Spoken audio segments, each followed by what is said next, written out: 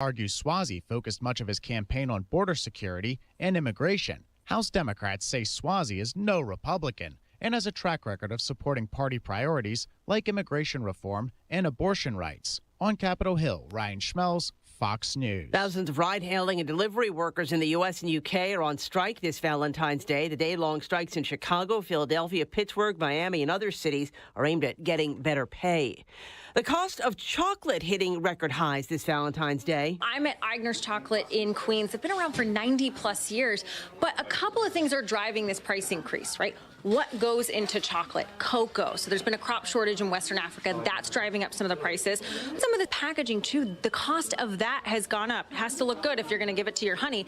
Another thing is labor. The cost of minimum wage, that's been rising. But just because the prices are higher, people are still spending. But where things are melting your wallet, that's on spending for significant others. That's expected to break a record, $14.2 billion. Fox Business's Gelly O'Grady. Overall chocolate sales for the holiday expected to reach around $26 billion. I'm Lisa Lacera. This is Fox News.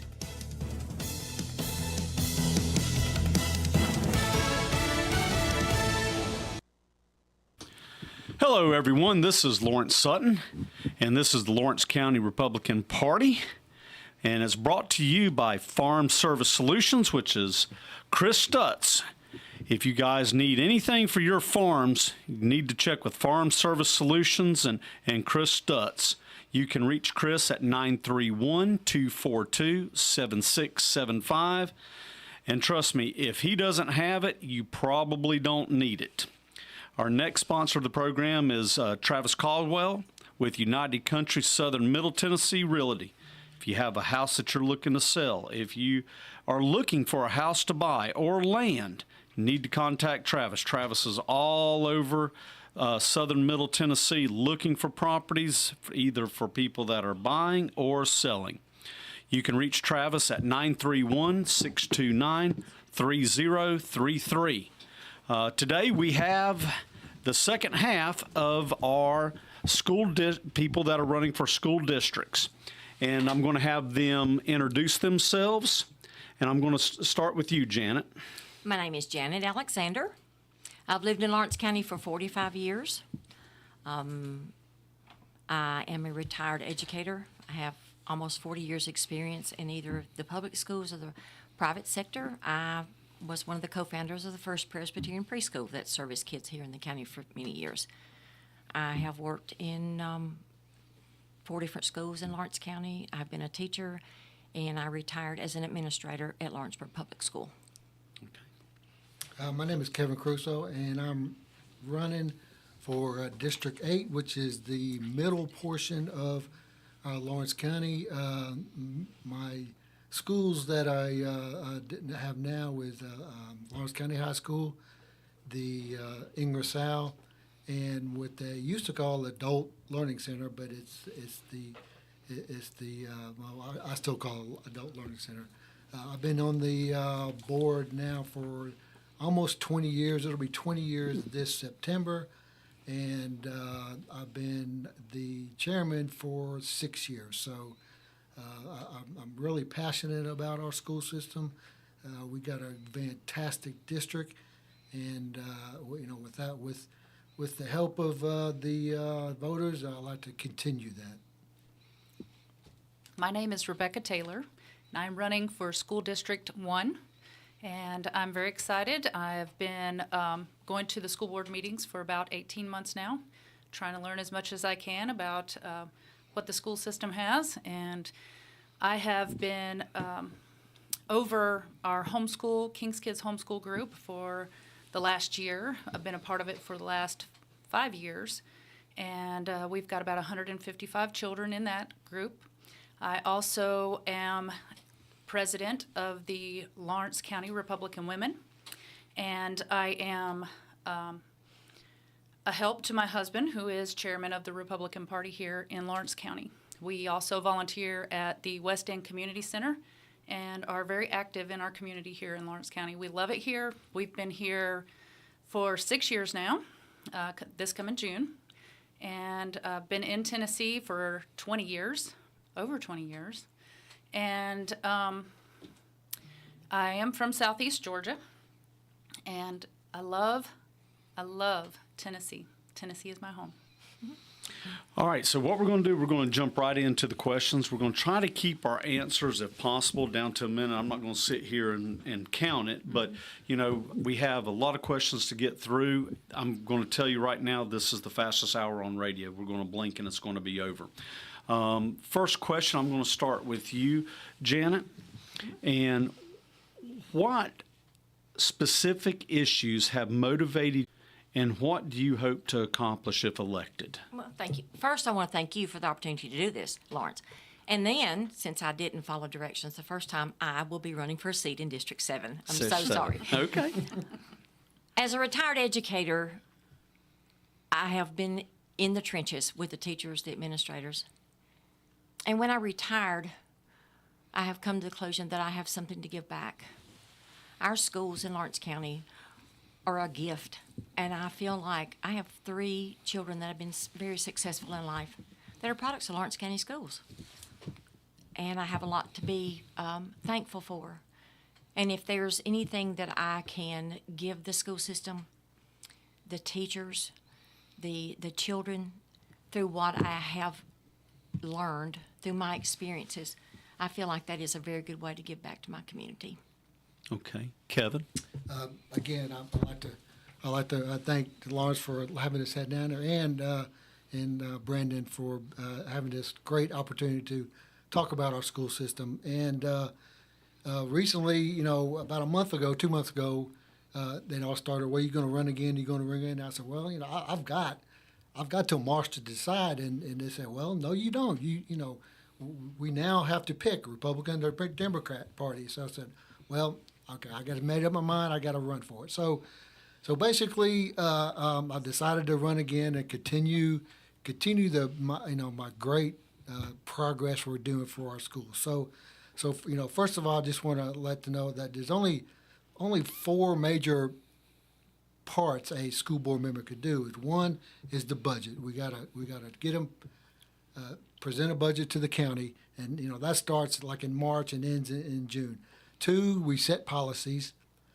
3, we hire legal assistants or legal counsel.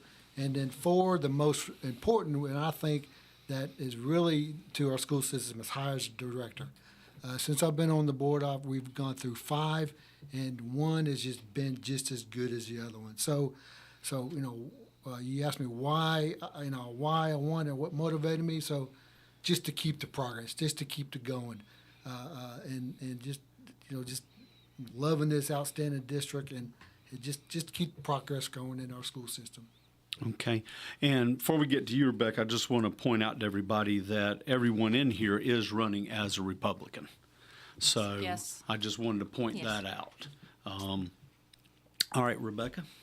I am, as being as active as I am, or my family is, with our community, I really feel like what I can offer is a voice for my constituents, for the people that I see on a consistent basis, the people in my community. And, you know, as parents and not even parents, grandparents, people that just see needs and see things that they'd like to happen in our community or in our school systems come about, just be able to voice that for them and bring that to light, and just honestly to be that voice. Okay. So you guys have touched on about how well you think the Lawrence County school systems are. And I want to kind of go over a couple of things real quick about our Lawrence County school systems. As I went and have done some research, and I have looked at a couple of different sites that actually grade the different school systems here in not only in Tennessee but all over the country.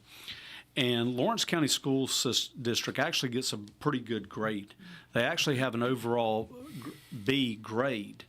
And I tell you what's really interesting to me, academics, we were at an A. I'm sorry, not an A, at a B.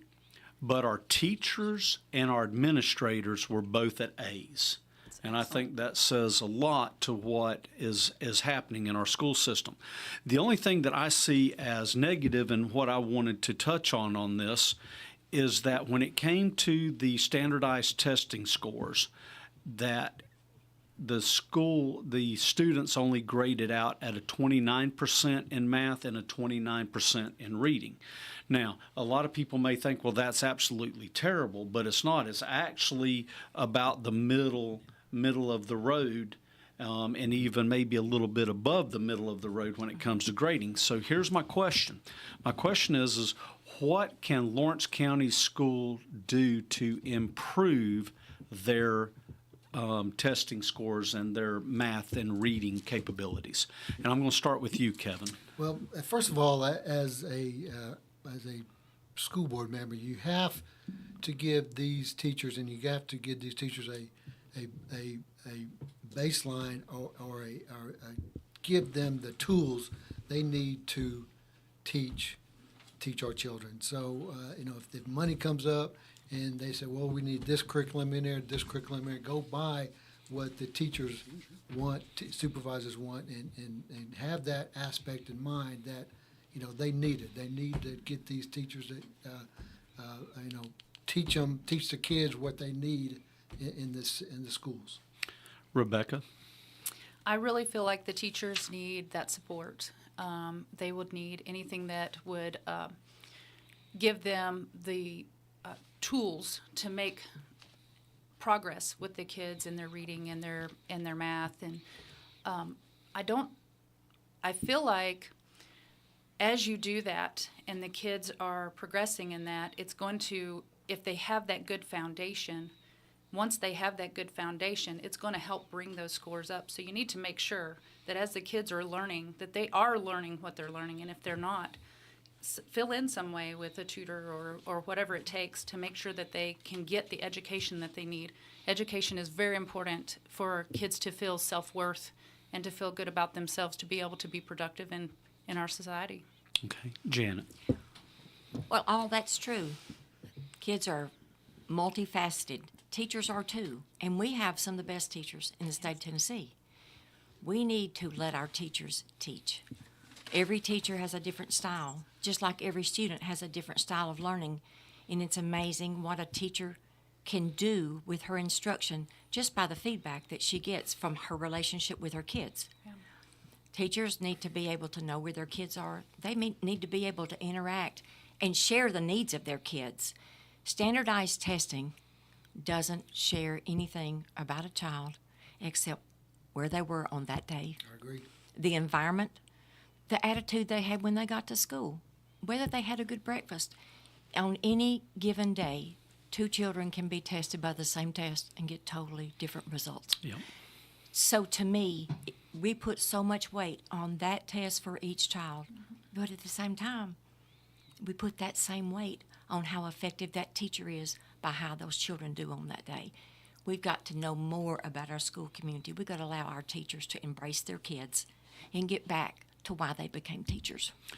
I tell you what, and that's good. And I tell you what you all have said, that it kind of brings it to a point, is another thing that Lawrence County school system is in the top 2% of the state, which means there's only a couple of counties that have a higher grade than you, is graduation rate. And right now we're right at a 96% graduation rate. And I think that's proving what you're saying.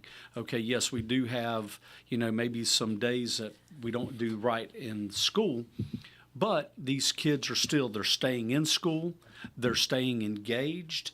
And I'm going to tell you something. I know most teachers, at least when I grew up, if you didn't stay engaged and you weren't trying, you weren't going to pass.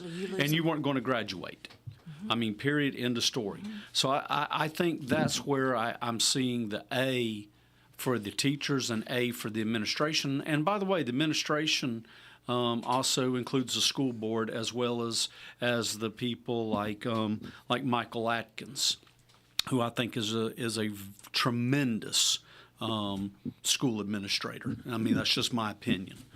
So this is going to bring me to the next question, and it's a tough question, and I don't mean it to be a gotcha, but I want everybody to think about this, because these questions have came from leaders in our community. They have came from even some of our people that are sitting in our House of Representatives, even in the state of Tennessee. So the next question is, and it kind of comes down to our testing, our graduation rates and things. And I'll start with you with this, Rebecca. What is more important to you, passing children on to the next grade or hold them back if they fail? I think that if you pass a child on that does not have the education that it needs to pass on to the next grade, that you're doing that child a disservice, because you're just saying it doesn't matter what you know. And if you don't care what they know, and I know policy may say that that's what it should be, but leaving a child in that position only puts them at a disadvantage. And we need all of our children to be at an advantage. And so in order to do that, they need to, and it goes back to the teachers having the tools that they need to be able to teach those children. And the teachers see it every day. I mean, it's the teachers will know, and they will be able to recognize what those kids need to be able to learn. And so the support goes back to the teachers and being able to put in their hands what they need to be able to teach. And that takes wisdom, because you need to make sure that you're providing that opportunity in a wise way, because we don't want to waste that either. And so it's very important what decisions you make and what you don't on what that support is.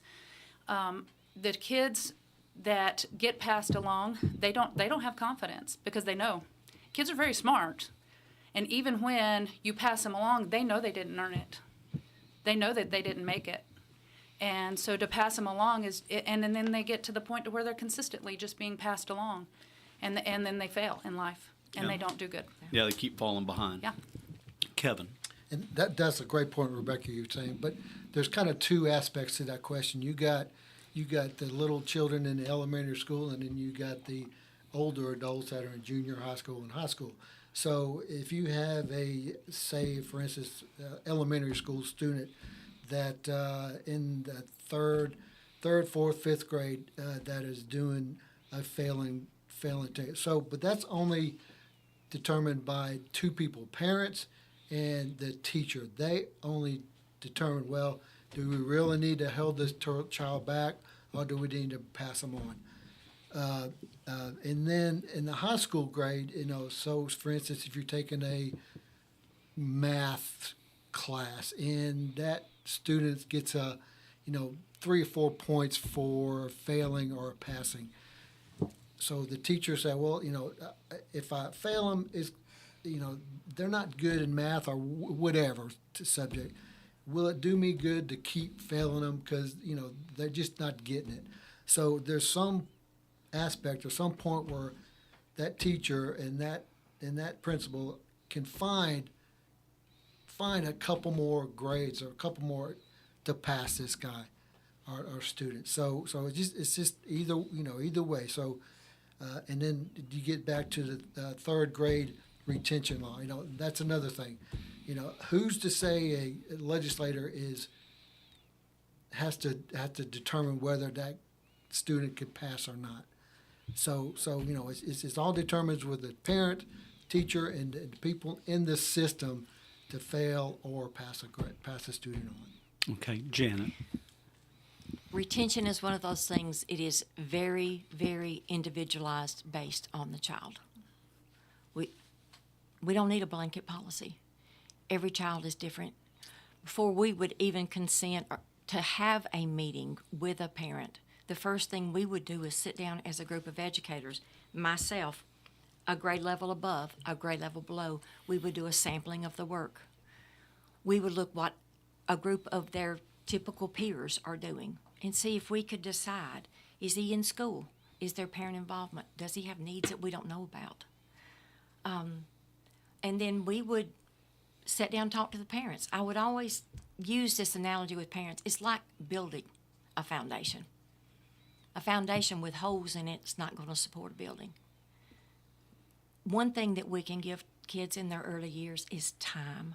And I think, and I've already spoken with this, just speaking with people here, we put so much on our kids. We have great expectations. There's nothing wrong with expectations, but little minds and immature minds can only handle so much. Our kids need time to develop a love of learning. I've seen cases where we've done retention, and it's been the key. The one thing they need was time, and we're seeing more and more parents that realize that because they're not even starting their children to school until they're right at the time that says they got to go to school. That's right. But time is one thing that we can give our kids in school that doesn't cost anything. It's not gonna be a hindrance to them. But as far as me being able to make a blanket statement about retention, it is so individualized, and especially in the higher grades. But when they're getting to that point where there are skills that they need to have to go on, there has to be an understanding and a partnership on their part that these things we've got to do, but we never can rule out the fact that maybe we're not teaching it the right way. Maybe this is not the way they learn, or maybe there's some kind of learning disability that we're not catching on to here. So kids can be taught. We've just got to figure out how we can teach them. That's correct. That's right. And a lot of times that falls on the individual teacher at that point with that child. Absolutely. That's why, yeah. You made a comment that you're putting a lot of pressure on the student. Well, in turn, you're also putting a lot of pressure on the teacher as well. And more to this, with this new law in third grade, I've done a little bit of digging. And I found that in Lawrence County, of the third grade students that did not reach that point that they had to reach without doing remediation or retention, they retested 50% of those kids. They retest. Plus, they get the opportunity to go to summer school. But of those 50% of those children that they retested, over half of them scored proficient. Okay. So So they it was dodged just that it. bad day at a bad time. Bad time, and maybe Exactly. just a little bit of you can do this, will help. And then the other part to that is even those students that were strategic and below, 17% of those showed growth. So I want to make a little bit of correction what I said. When I said our graduation was top 2%, is actually top 5%. And then the other thing I wanted to talk is on their testing rate rankings, we actually rank about 60% on the testing ranking. So I just want to kind of clear that up just a little bit because I was doing off the top of my head earlier. Okay, going to next question, Kevin, I'm going to start with you on this one. What is more important, receiving federal dollars or getting rid of federal mandates?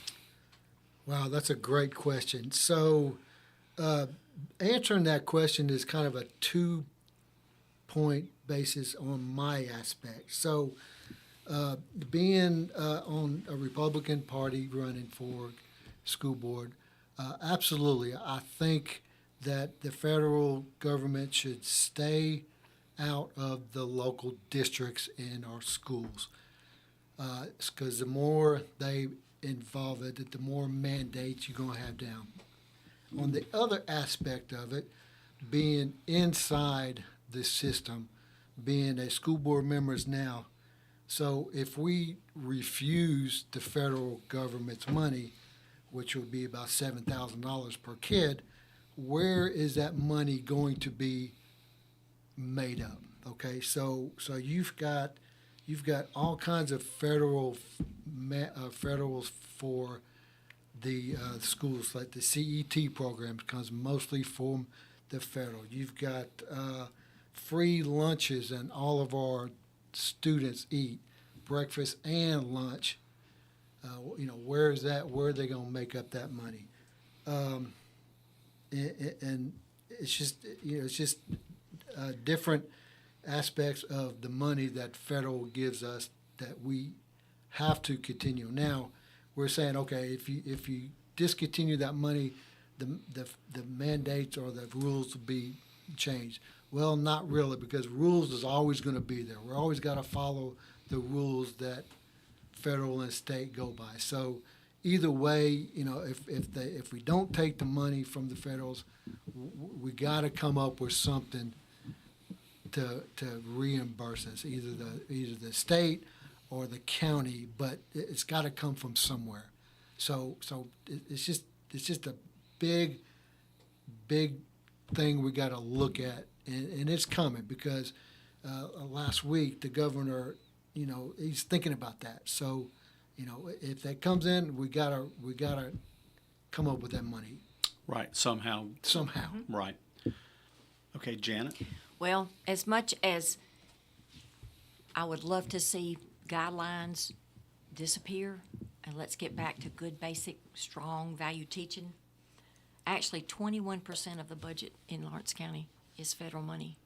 And those federal monies aren't just used for, well, like instructional supplies for teachers. We have teachers' positions that are funded by federal money. We have teacher educational assistants that are funded by federal money. We have tutoring that takes place before and after school and that kind of thing. It all comes from federal money, but also we have a mandate in the state of Tennessee for RTI, which was response to intervention, which is there to target kids that have needs in areas. But we have to use federal monies to carry out what RTI is asking the schools to do, because it takes more people, it takes more materials, and it takes time, and a lot of these before and after programs are funded to meet those needs of students that are in RTI. Would I like to see us be able to do our own school? In a wonderful world, yes. My question is, where's this money going to come from? Because those things are being used daily in every classroom in this county. Even our parent involvement money is tied to money that we get federally, that each school has to use for parent involvement and parent communication. Okay. Yeah. Rebecca? Well, if you're taking money from the federal government, you're going to get the federal mandates. And so whatever they're going to have requirements. They have requirements for whatever money that you take. I mean, we've seen that over and over again. It's the carrot and the stick. It is absolutely the carrot and the stick. But Tennessee is not in debt. There's no debt. Mm-hmm. Tennessee has been run very well. So why can we not figure out how we can go without the federal funding? I believe we had a $2.2 billion surplus last year as well. Thank you. And so we can, in some way, figure out how to do it without federal funding. If you look at the federal government and how it's run, it is in debt to an extreme. Right. And so for us to just continue to take that money with no repercussion, you think nothing is ever going to happen? What are we setting our kids up for? Right. And so we need to figure out a way, because Tennessee is the greatest state in the United States. Absolutely. It is Amen. the greatest And state. Tennessee's going to have to take the initiative to cover the deficit. That's it. And Lawrence County is one the of the best. best counties. I And agree I with that. absolutely love being here. I really feel like there is a way. We just have to figure out how to make that way happen. So here's my next question, and I'm going to start this question with you, Janet. Mm-hmm. With the improvement that we have seen over the last 20 to 30 years in technology, and we have also, with technology, the only thing that I've seen that has had really a decrease in our costs has been technology. Shouldn't schools have less financial strain now than they did 20 to 30 years ago? And before you answer that question, currently Lawrence County is getting $10,778 per student, but the state median is $12,422. So we're actually even being underfunded, even though we are ahead of most counties. There also, which is kind of interesting, we have only had a 13% rate increase over the last 4 years in these monies that are coming to Lawrence County school system. And as we all know, that didn't even keep up with inflation last year, nevertheless the last 4 years. Mm-hmm. So what is your thoughts on that? Well, that's a pretty multifaceted question. It is. I think as far as technology goes in our schools, we have moved with great speed, and that was a major concern before I left the system.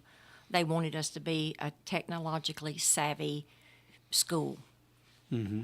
And when we're there, our students all have access to technology. They have Chromebooks that are used daily. They purchase, curriculum support materials online, things like that.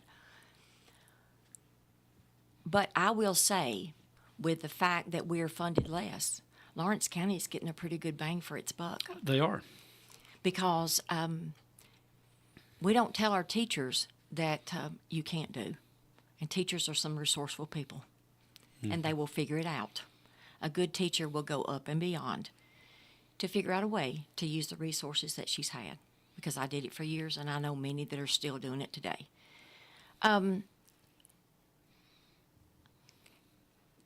We have nothing in the world will ever replace good quality direct instruction. Technology, I don't care where you go there. And our teachers are good teachers. They are capable of teaching to their group. They know their kids.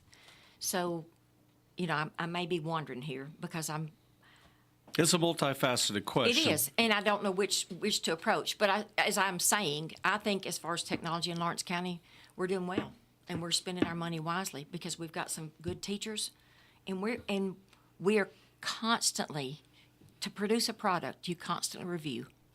You constantly look at the outcomes and say, how can we adjust?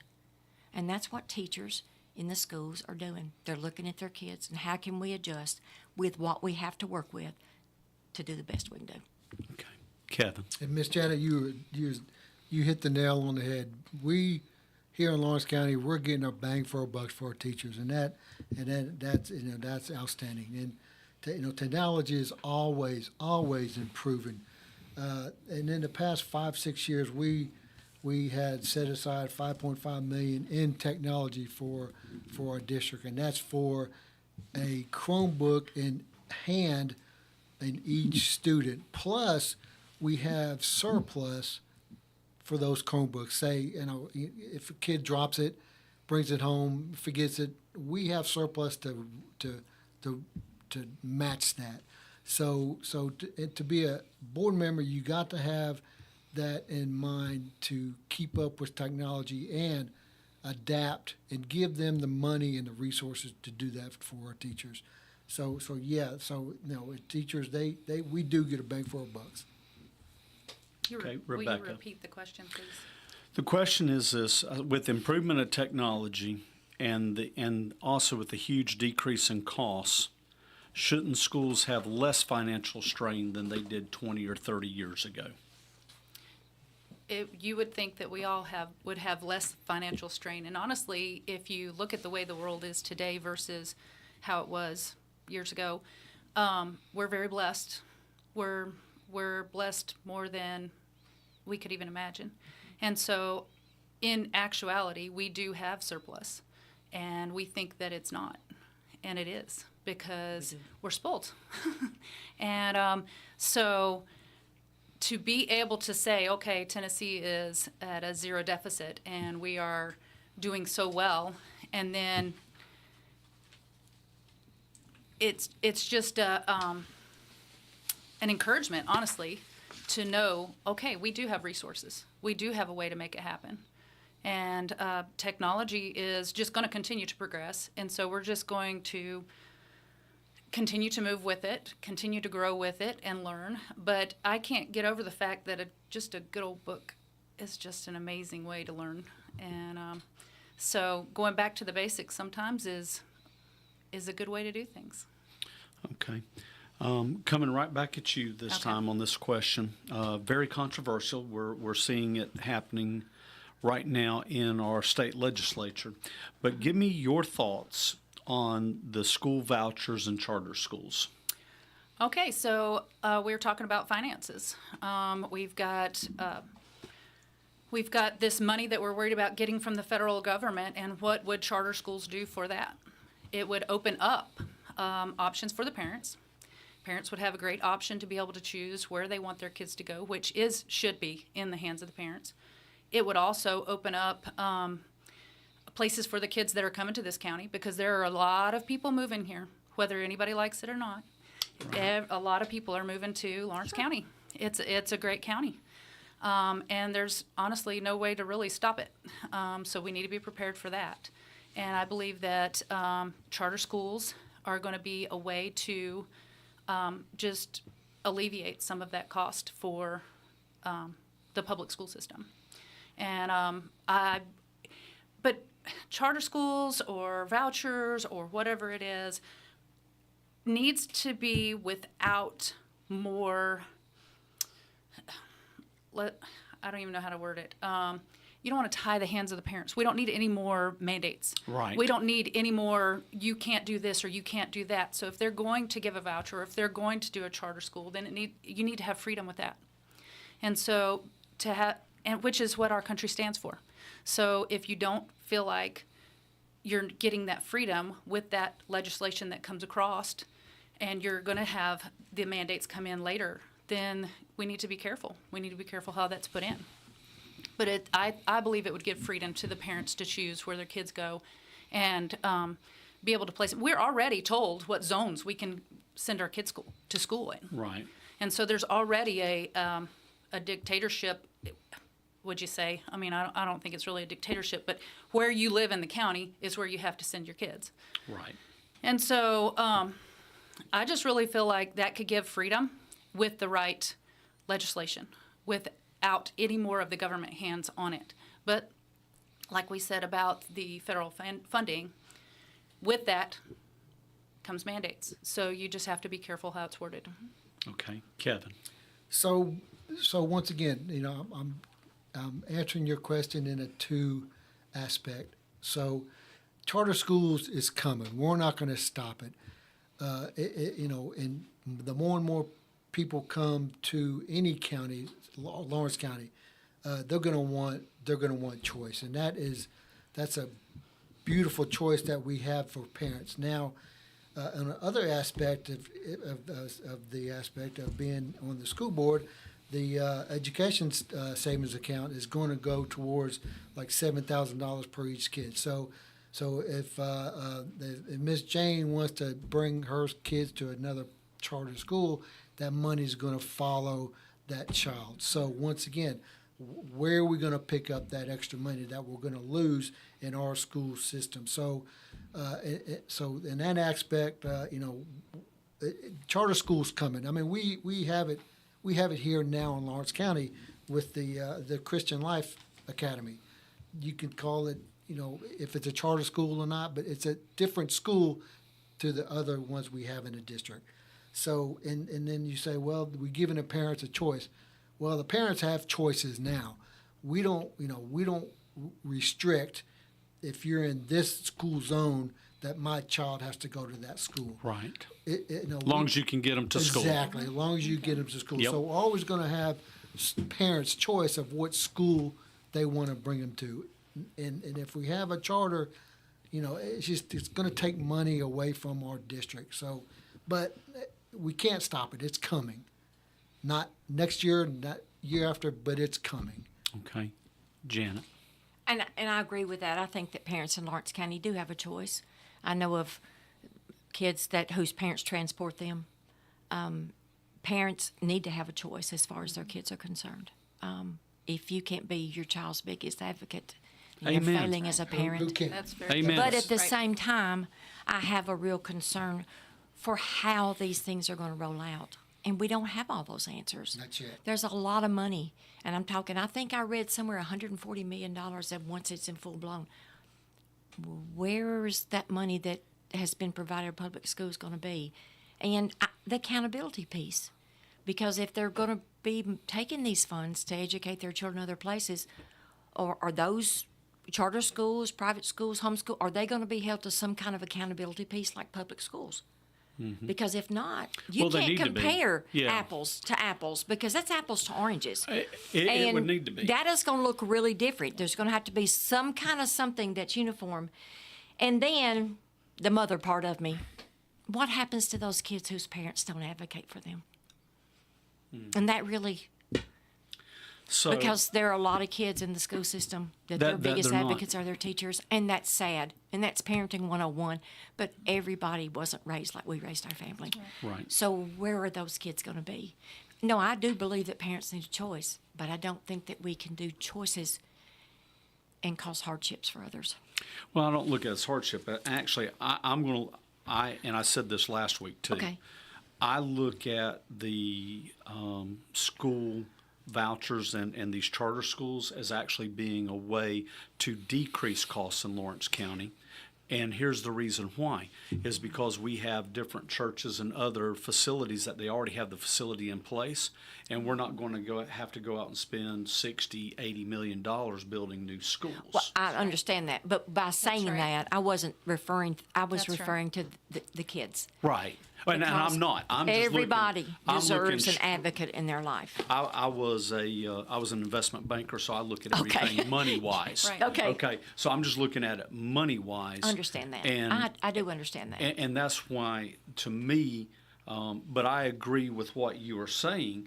No, if you have a school opened up and they're taking this money, it's that carrot with the stick. They need to be held to the same Same standard. standards Exactly. as the school. And I would even go so far as say it needs to come underneath even the school superintendent and the school board even.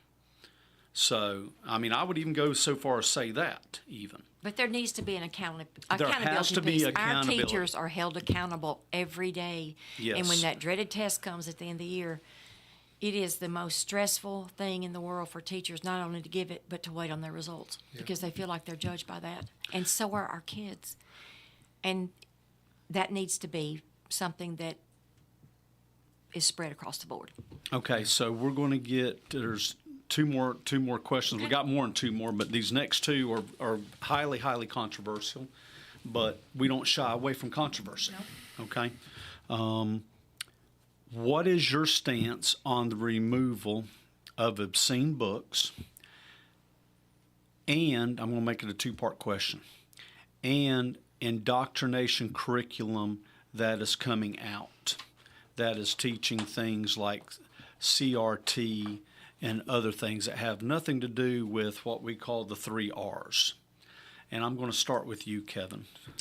So getting back to, and I think you're thinking about a controversial book in a library or something like that, or documentation to that. So there's a process to go through to get rid of or to bring up that so-called book that's controversy in the system. So you have a committee. You have a committee of teachers. You have a committee of principals. You have a committee of parents as well. So, for instance, if there's a book in the library that's referring to self-examination, and they've got a breast in there that's in that's not familiar. So a parent said, "Well, that's just not. We don't want that in our school system." So go through the process. Go to the principal, go to the director, go to it, and then they vote, and then they come to the board and say, "Okay, we have determined that this book is inappropriate for this level." The school board is standing by that, or they say no, it's going to leave it in there. So it's a process you go through, and you just can't. Well, I don't like that. Parents say, I don't like that book. Let's get it out. So and as a school board, we have to keep that in mind that you just can't react to that kind of book in the system, and you got to just have an open mind to that. Okay. That makes sense. Yep. Janet. Well, in our schools, we have our kids have access in all the schools to wonderful libraries, and you open up a kid's world by giving them a book, and I'm a firm believer in that. Yes. But there has to be limits, and I think those things are monitored. And I will speak for librarians that I know. We get recommended books from companies. They get synopsis of what the book's about. They study these books. These things are taken very seriously. And if a parent ever brought a book in question to me, the first thing I would want to do, I'd read that book. Let's see what is. And this only happened one time. But at the same time, our kids are going to be exposed to a lot of things in this world. And there's a lot of things that we can't control as parents because they're out there. But the things that we can put our finger on that can keep from them, I think it's our responsibility as parents and as caretakers of our schools to see that those things are kept at bay. I don't think that any teacher that would present anything in class that would cause any major disagreement. And things are safeguarded from kids. I don't see that being a problem until someone sees one, and then we need to have a direct path, as Kevin said, how we're going to address the issue. But we Okay. can't just go and jerk books off the shelf, because there's some wonderful works of literature that some people don't appreciate that are good works of literature. Yep. I understand where you're coming from. Rebecca. I actually feel like you're talking about the really perverse books that we've seen in neighboring counties. Yes. And so I think that's I'm not what you're- talking about Huck Finn I don't or think you're Catcher talking in the about Rye. No. your science book that may go through to teach the anatomy of the body. No. Okay, or health book. No, I'm So talking about where you're you talking have- about the perverse books That's that correct. are disgusting. Yes. It's disgusting, and it's a horrible thing. And honestly, that were in the libraries in Murray County. yes. And so going to that, how did it even get in there? That was what I was Okay. going to ask. So how did it even get in there? Who put it there?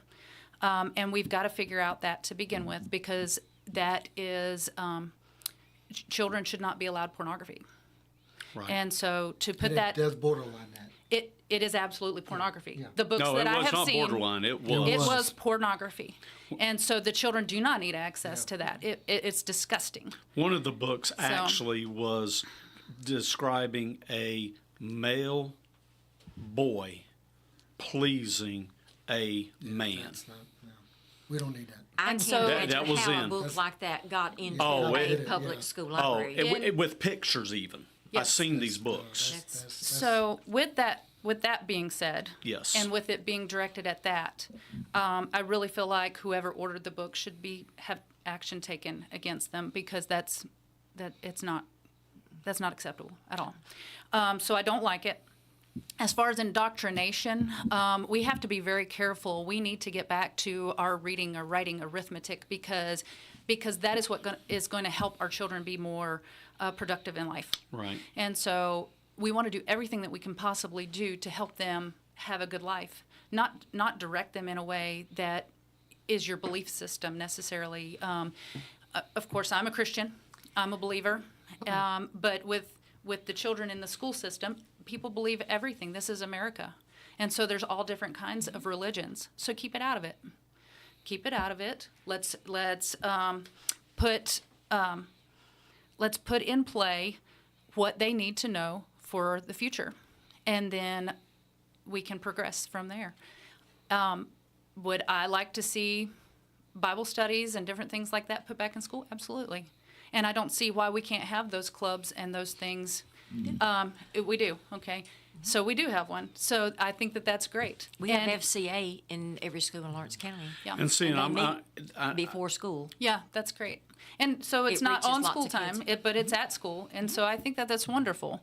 But as far as indoctrinating with the curriculum, No. I feel like that's incorrect, and we should not have that at all.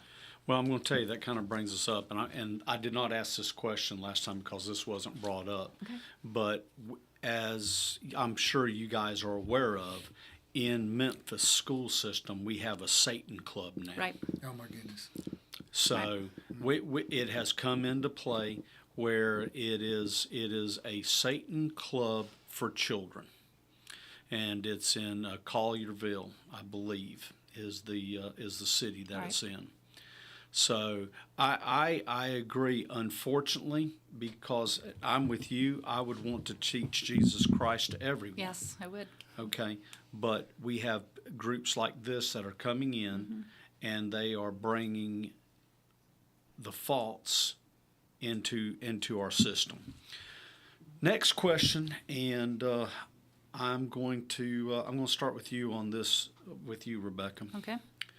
Your thoughts on the Tennessee legislation allowing that has a bill up right now, it's already gone through committees, that is going to allow the training of teachers to carry a gun at school other than a SRO. What is your thoughts on that? I am pro Second Amendment all the way. So I feel like with the the police or whomever, whatever training that they would need to get. I think Right. that is absolutely an option for those who would want to carry. I don't feel like anybody should be forced to do that. No. But if they are willing to go through the training that is necessary to be able to carry on school, I feel like that would be a great option. And then they could work with our police force and build a plan that if, in fact, I mentioned this right after one of the shootings at our Republican Party meeting, and it was my first go-to. Teachers need to have a gun, because the place where shooters go are to gun-free zones. We are putting our children at risk, and I get it. There's an SRO officer there, but how many? Yeah, typically I mean, most they schools only can't have be at one. every They can't door. be everywhere. They cannot be at every door. So we need to make an option. I feel like that is a great option to have, and I feel like there are some good, strong teachers. I'm a good shot.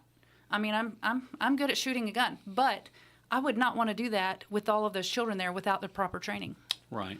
And so and I it's feel like supposed to be proper training. Yes. It like the same thing like a sheriff deputy would go Yeah, through. yeah, and I think that would be great. I think it's a great option. Okay.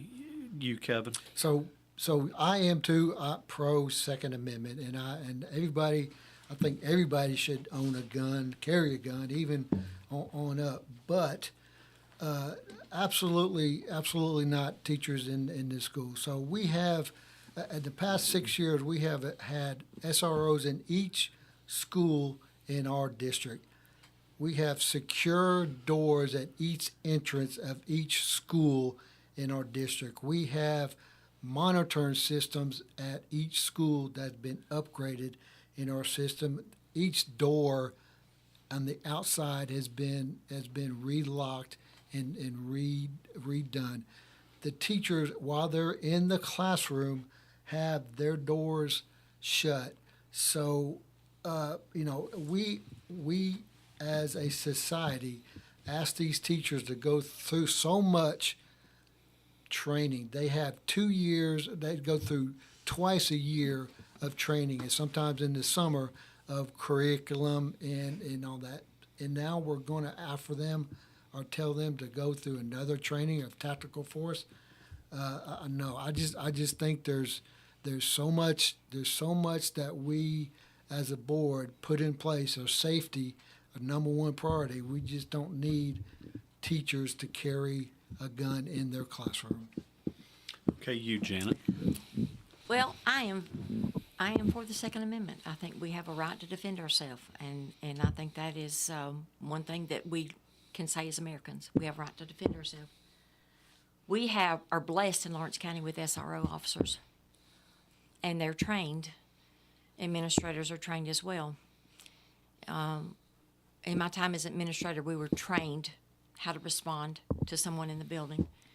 And I went above that and brought a company in to train another administrator myself. We had them to train our faculty in our school about how to respond. We actually watched films of Columbine.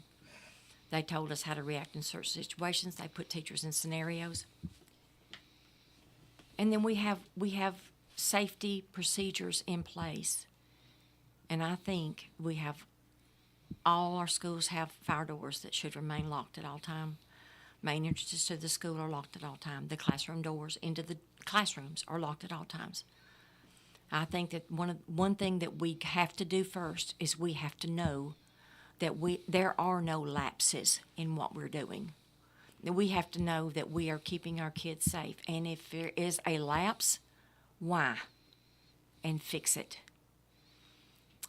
I don't think that teachers should be forced to carry a weapon. No. I don't think that This is all either. voluntary. I don't think that Yeah. teachers should feel pressured in any way. I think if it ever came to that, a teacher should be trained to the max and realize it's going to be of their time. They should be vetted. They need background check. And if a gun is ever going to be kept in a school, it needs to be kept in an extremely secure, locked container that keeps it well out of the reach and out of, away from any child. It's sad to think that our society is to that, but just like what happened today, you don't know what people are going to do. So if we have all of our measures in place, I think what we need to focus on mainly is let's not let them have access. Let's make sure that we have secure buildings, and as parents and as community people, don't be frustrated when you go to the school and you have to go through the process of being screened, because it's there for a reason. It's there for the protection of our kids. Okay, well, we're almost done, and I'm going to just speak on this on the school, on the guns. Is 98.4% of all mass shootings happen in gun-free zones, and I actually have a picture that was sent to me. And you remember the Chattanooga shooting, the mass shooting that we had at the Marines? Mm-hmm. This is WDXE, W287AA, and W237FD Lawrenceburg. Broadcast services of Prospect Communications. At a Marine facility. Valentine's Day.